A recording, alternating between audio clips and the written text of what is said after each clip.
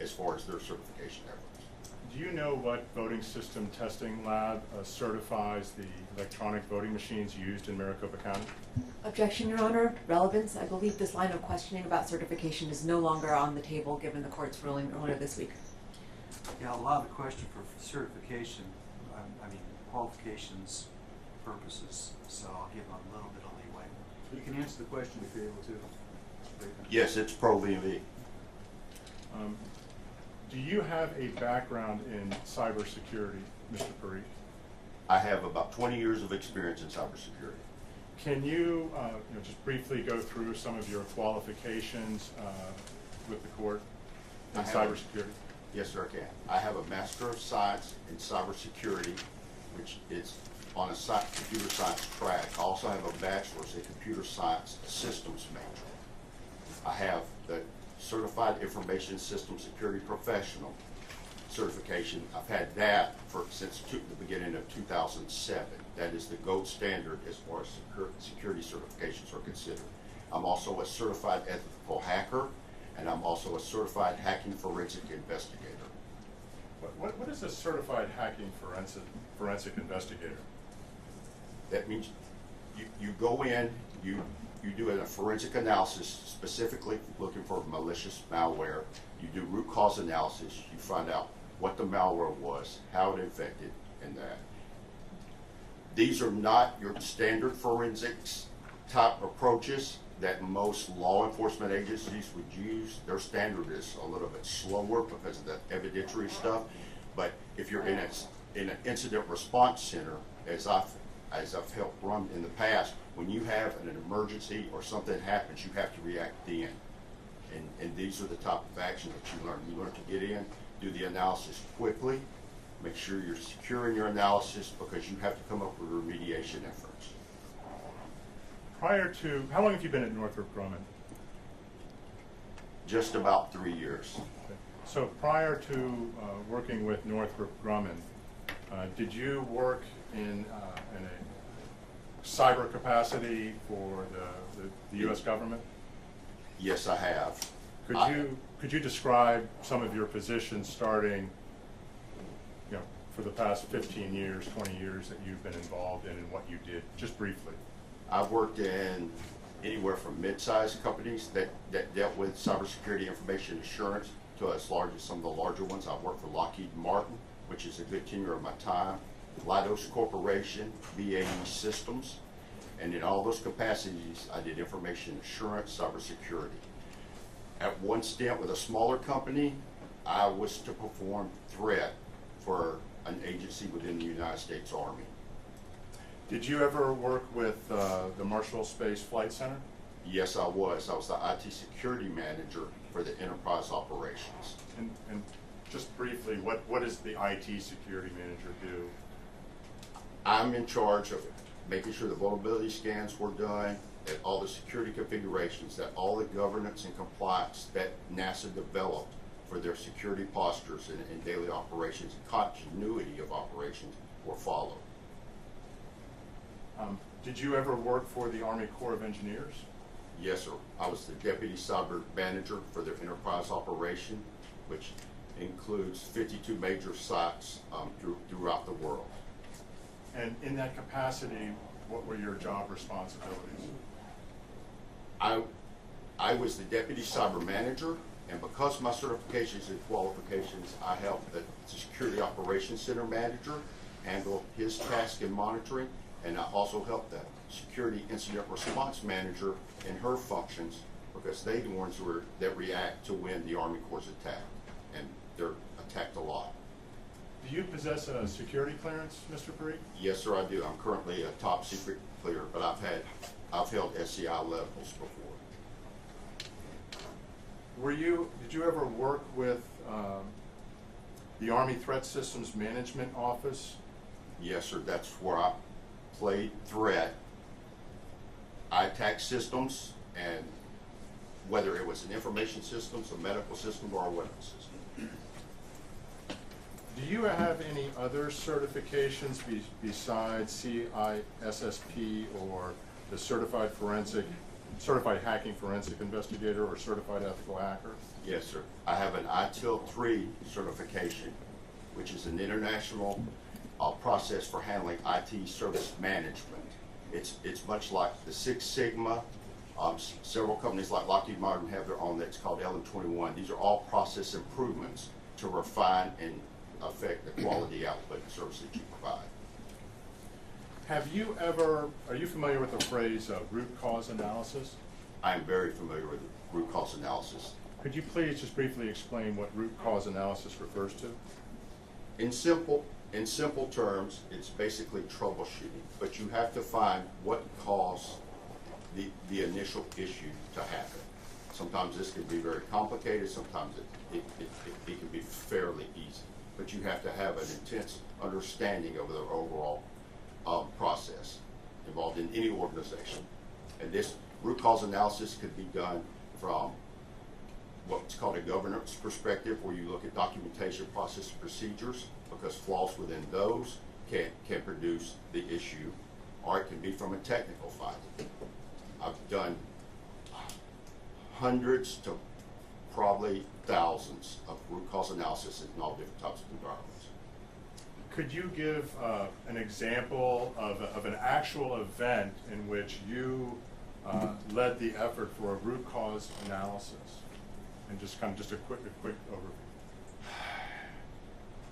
I've done one for the Navy Marine Corps Internet, which was the world's largest WAN. Which has tens of thousands of workstations. There was an issue that resolved. They were having, after upgrades of the operating systems, they had technical issues, and based on those type of issues and analyzed and know what was going on, I requested that the BIOS data be provided, and that ended up the root cause, because the problem systems had that, because they did not properly manage the BIOS. That's a low-level technical one. There's been others involved where the Air Force had it, what's I would say world-facing internet site. Was on the internet, got pulled down because a vulnerability was found, and I was put in charge to do the root cause analysis to find out how the system was compromised, what happened, and suggested the mitigation efforts. Have there ever been any criminal prosecutions that have resulted from your work? Yes, both federally and privately from an employer. So the federal government relied on your assessment of a situation in order to bring criminal charges against somebody? Several times. Some of those I cannot talk about because of the nature and the classification. Did you do an analysis of the events that took place in the election day operations in Maricopa County? Yes, sir, I did. And what did you do in terms of your assessment of that situation? I do like I do with any system that's involved with electronic voting systems. I look at the state statutes and what they reported to the federal government, as in this case, Arizona follows HAVA, and that's in their laws and statutes. Then I go from that, look at the systems they use, then I look at their procedures. I downloaded the Secretary of State's elections manual, the Maricopa elections manual. I've read through testimony, declarations. I reviewed the EAC certification of the electronic voting system, the test reports for ProBNB concerning the election system. I downloaded and read the applicable Title 16 part of the Arizona statutes, which covers the election system. Then I read a lot of testimony. I watched a lot of the video televised meetings that Maricopa conducted, and a lot of the video testimonies. And did you interview or speak with any election day workers, like technicians who participated, retained by Maricopa, to work at the various vote centers on November 8th, 2022? Yes, sir, I did. I had spoken with after seeing the declaration and an interview conducted for the declaration, I asked to interview them and ask specific questions.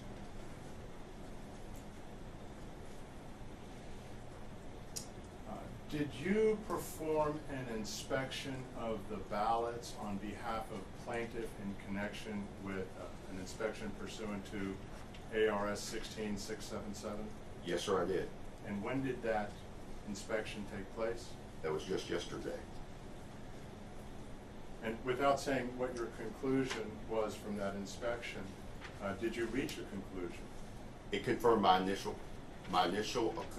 assumptions on the possible effects of what caused the technical issues. Yes, sir.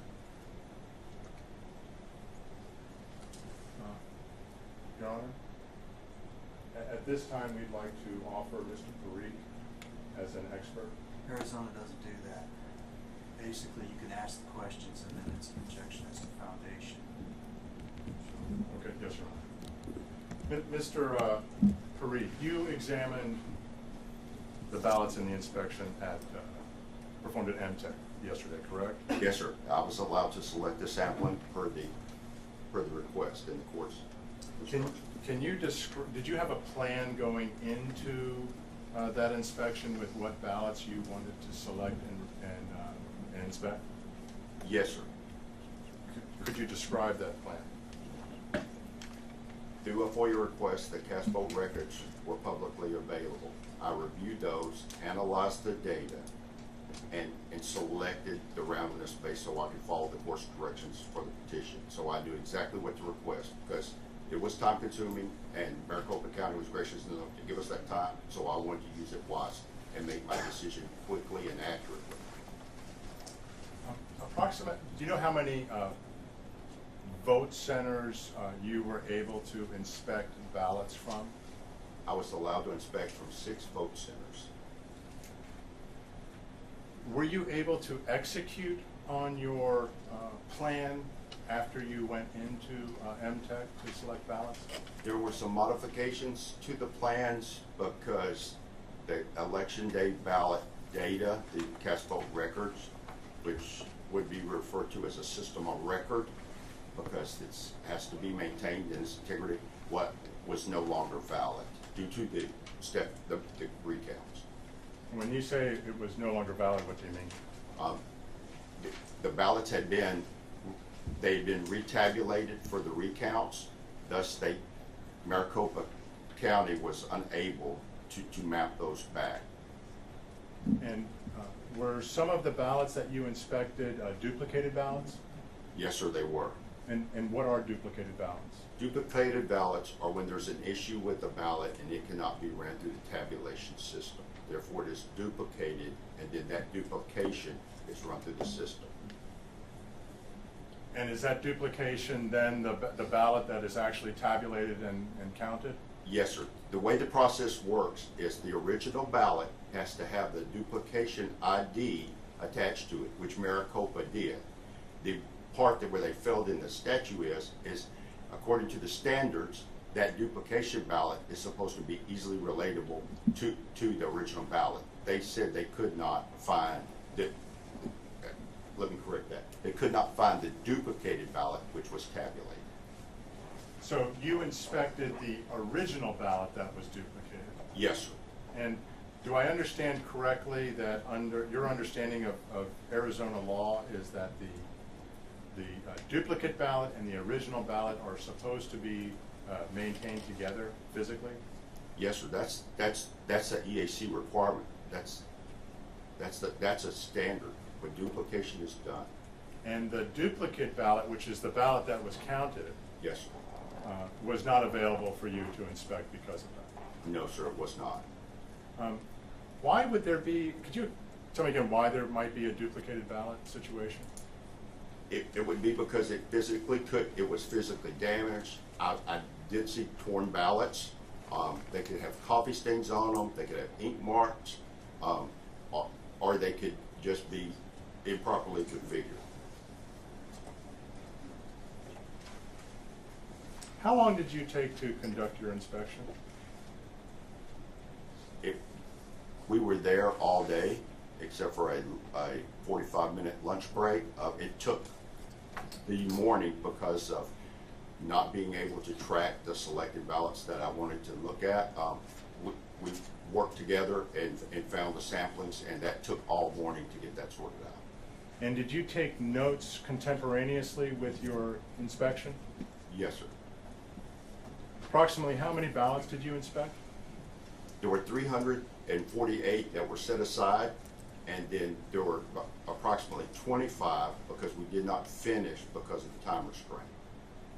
And out of that 348 that were set aside, how many were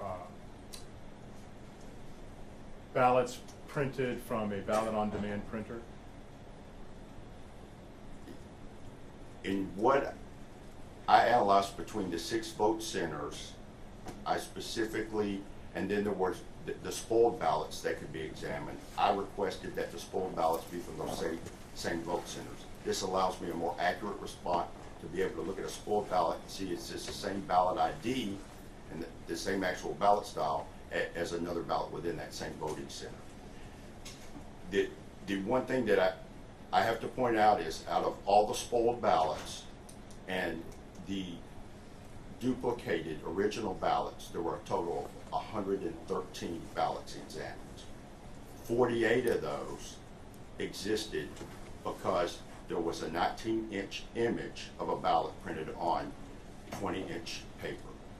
Objection, Your Honor. Move to strike as non-responsive. I'm not sure what question he was answering.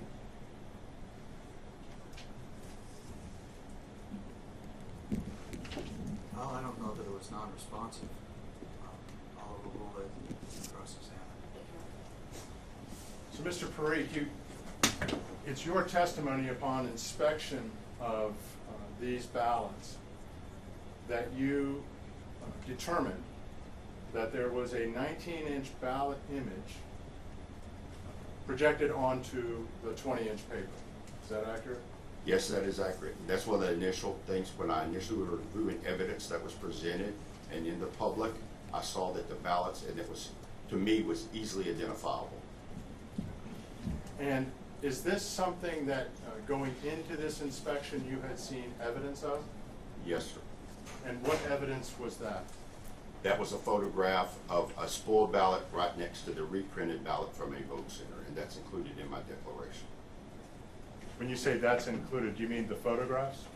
Yes, sir. And so when you were inspecting the ballots yesterday and you determined that the duplicated ballots and the spoiled ballots, we'll strike them. How many duplicated ballots did you inspect? 15 total. And out of that, and duplicated again means that the ballot was rejected by the tabulator for some reason? Yes, sir. It could not be tabulated at either the ICP2s, which are at the vote center, or the ICC at MTEC. Out of that 15, how many of those contained a 19-inch ballot image on 20-inch paper? 14. 14. What about the other remaining? It was physically defective. And when you say it was physically, slightly torn. can you explain to the court how a 19-inch ballot image, we'll strike that. How did you determine that it was a 19-inch ballot image projected onto 20-inch paper? Because these ballot images are a PDF file which gets stored along with configuration settings. That's what makes up the ballot style and the ballot definition, which is created usually on the EMS, which the actual application that does the ballot style is called EED, right? That's the application that actually does the ballot style. It's usually installed on the EMS server. That application creates that style, the definition, because it needs those things because it gets loaded on the tabulator. That's how it's evaluated when the image is created. And that's the print job, to use a common term, that gets sent to the printer. And how could, and how did you determine that it was actually a 19-inch image projected onto a 20-inch paper? I can determine that 100% of all the ballots are rejected because the mechanics of a printer the feeds are not always accurate. On the 20-inch ballots, you can see the same, I refer to them as tick marks, but they're actually the borders of the image that is sent. And on the 20-inch ballots, you'll see about the very corner above the borders where there's any misfeed. On the 19-inch ballots, they were well viewable in the margins. There are 90-degree right angles at each corner of the page And the image. Did you physically measure the ballots to determine that? Yes, sir, I did. I requested a ruler, and Maricopa graciously got me one, and they got one of the other inspectors a ruler.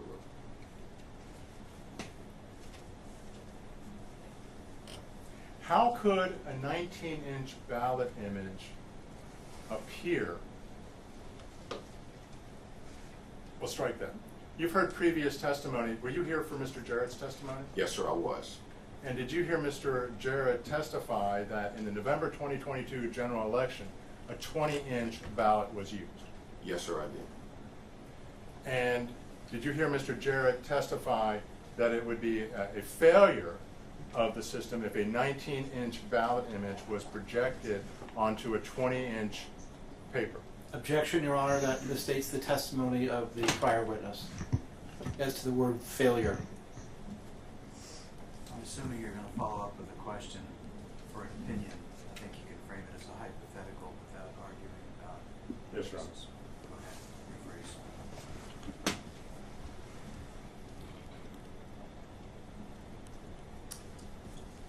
In an election which is purportedly designed to take place with a 20-inch ballot image on 20-inch paper, how could a 19-inch ballot image appear? Objection called for speculation. Let's ask a question first, yes or no, if you can tell. Ask him if you can tell, and then the objection, you can re-ask the question. Yes, Your Honor. Mr. Parikh, given your experience and training, particularly with electronic voting systems at 9 years, can you tell what the cause of a 19-inch ballot image being projected on 20-inch paper would be? Yes, I can. I can give you both the technical ways that it could happen. There are only two ways that it can happen. Can you tell the court the two ways that can happen? One way is by changing the printer adjustments. That would make the printer adjustments and settings override the image file that was set. The other is from the application side or the operating system side. This is the same for anybody who ever prints anything at home. Your Microsoft Word can send the settings, or it can say to use the default settings of the printers. The application doing it, in this case, as it's a ballot, would have to be that there was a 19-inch image ballot definition. And where does that definition reside? That can vary depending on the system, but from what I heard in the testimony, it resides on the laptop that's connected to the printer, which I've seen it referred to as a control printer, but this is actually what would be called a print spooler, and it controls the print jobs to allow the printer to take on the load. And as there were multiple sight books, this would be the technical use that laptop should be used for. Is there any way, in your opinion, for a 19-inch ballot image to be projected on a 20-inch ballot by accident? No, sir. Why not? Because the settings and the configurations and the procedures that are used cannot allow that. These are not a bump up against the printer and the settings change. There are security configurations. I've reviewed the evidence, and the printers are configured via script, which by any large organization that has to do multiple systems is a standard. This takes away the human error of somebody miscoding in the instructions either on the printer.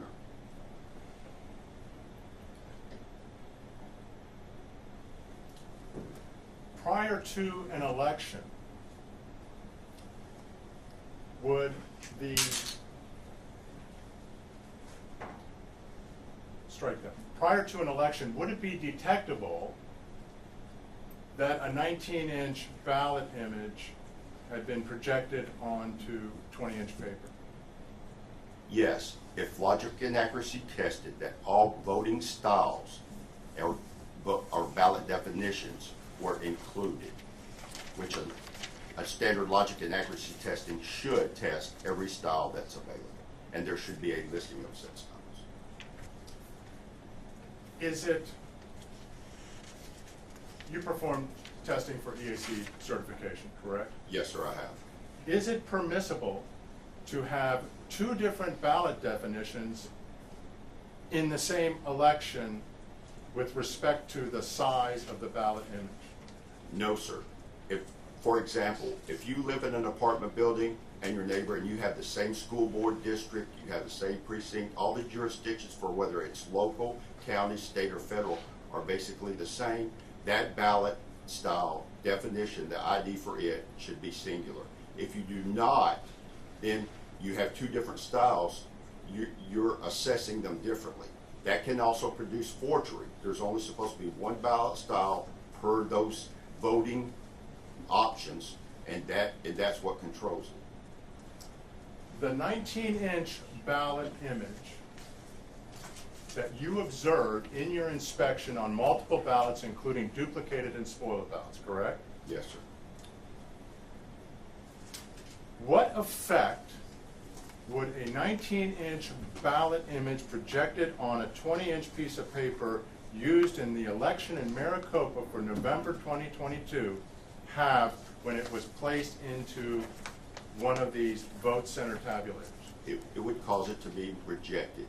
According to Dominion's documentation, they performed somewhere for between 200 and 300 checks on the actual physical paper ballot that gets inserted into the system. They state, and this is according to Dominion, the vendor who created the application, that it can reject a ballot for any one of those.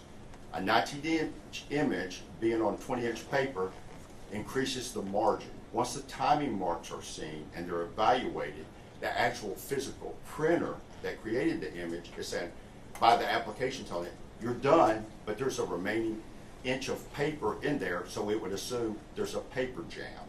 And to detect, I specifically asked, there were paper jams to where he opened up and there was no paper. So from a programming perspective, the machine would throw the paper jam error, but yet there would be no paper. And you're referring to a tech. You say you spoke to a tech. Would that be Aaron Smith? Yes, sir. And what did Mr. Smith tell you? First of all, who is Aaron?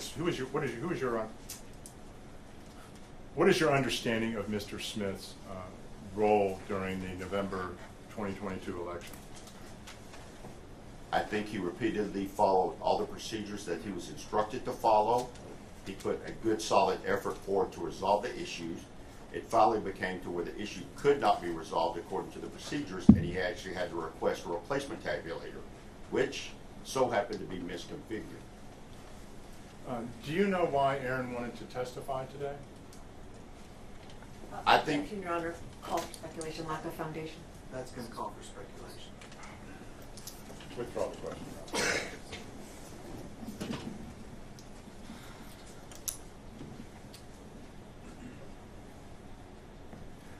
What would it take? You mentioned that there are only two possibilities for how a 19-inch image could be configured onto the system to be put on a 20-inch piece of paper, correct? yes, my assessment applies to anything that is printed. Not just the specifics of this, but to anything that's printed. These are the way the technology functions. But you testified that there's only two ways that Yes, this sir. There are only situation two. could arise. There are only two. Okay. What would it take for you to determine which of the two possibilities is what occurred? Specifically, as I did yesterday, inspecting the ballots. There were some ballots that were spotty, but the spottiness was also of batches from the vote centers that were correctly tabulated. So that confused me. And the stuff that was mentioned about the fusers and the heating, because they first said it was a toner issue when it's not. It's a tray weight issue, which affects the heat of diffusers. The mechanical function of a fuser and heater, from what I observed from the spottiness, did not match what is a standard error or example that would be demonstrated. There were one or two occasions that were exactly that way, but that was about 2 ballots out of all that I examined. But if you were to try to determine whether it was a printer issue, configuration issue, or an issue with the ballot definition with respect to how a 19-inch image was projected onto 20-inch paper, what would you need to do? I would need to see the ballot styles and the ballot definitions. In totality, if there's 15,000 of them, all of them should be examined.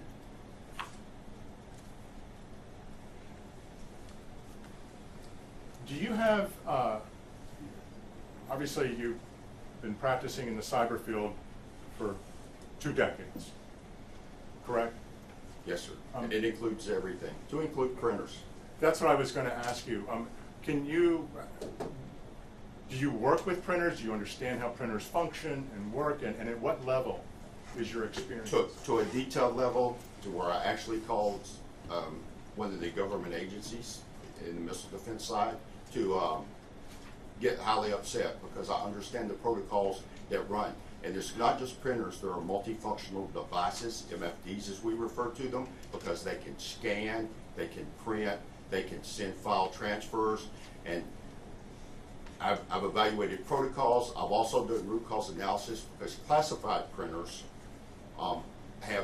they can print classified data even when they're not supposed to because of the rovers. And this is one thing, and I refer to it as ghost printing.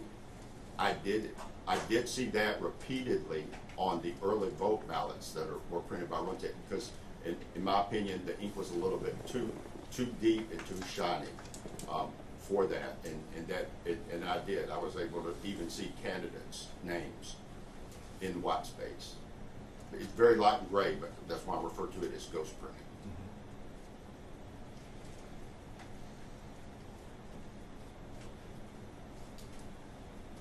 What would you recommend be done with the ballots currently stored at MTech now, given your findings from the inspection? Objection to relevance, lack of foundation, speculation. You need to rephrase the question. I'll sustain it.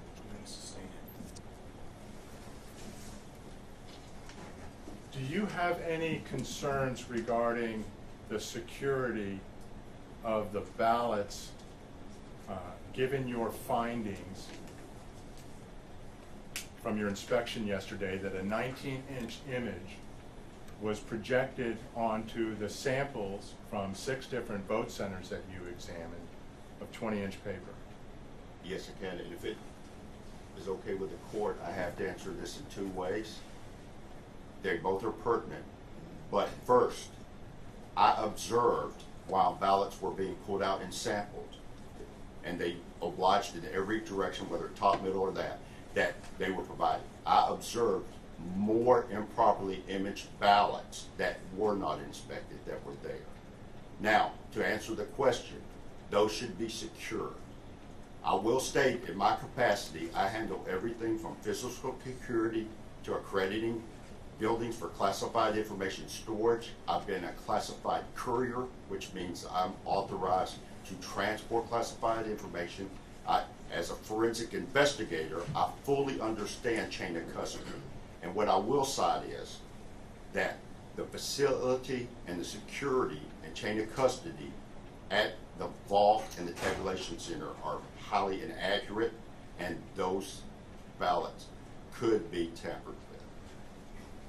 They should be sealed in appropriate actions. For example, security seals were only placed on the boxes that we inspected, and that was due to the court order, and they wanted to ensure that the proper security was done. Objection, Your Honor. I'm going to move to strike as non-responsive. I'm not sure, again, what question that was answering. That was non-responsive to the questions beyond the scope of what's before the court. strike the last part of his answer.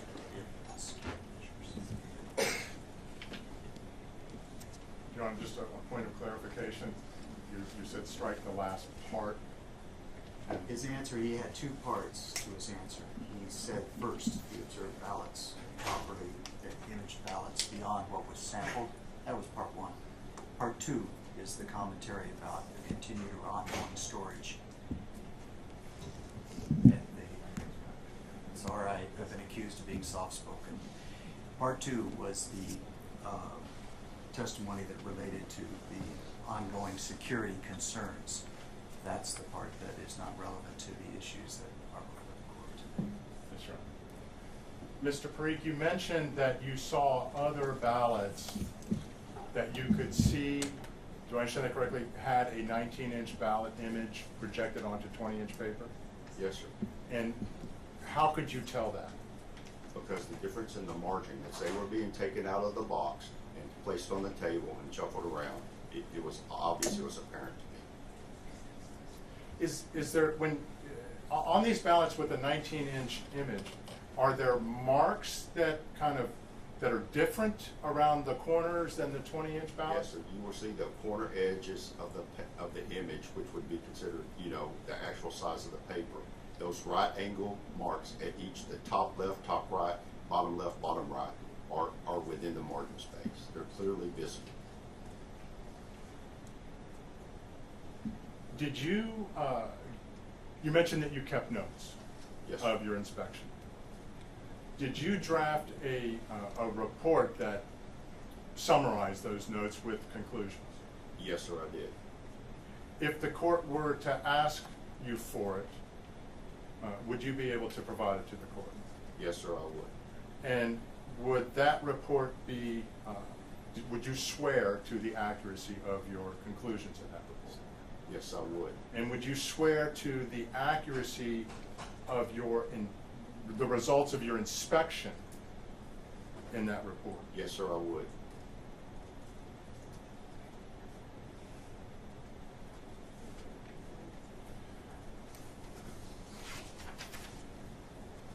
You testified earlier that having a 19-inch ballot image projected on a 20-inch ballot, as you observed appearing from ballots cast in 6 different vote centers, Yes. duplicated ballots, spoiled ballots, that could only arise from, could it be by accident or is it? No, sir. It could not be by accident. Those are configuration changes that are at an administrative level on the printer, or they're with a ballot and style or ballot definition.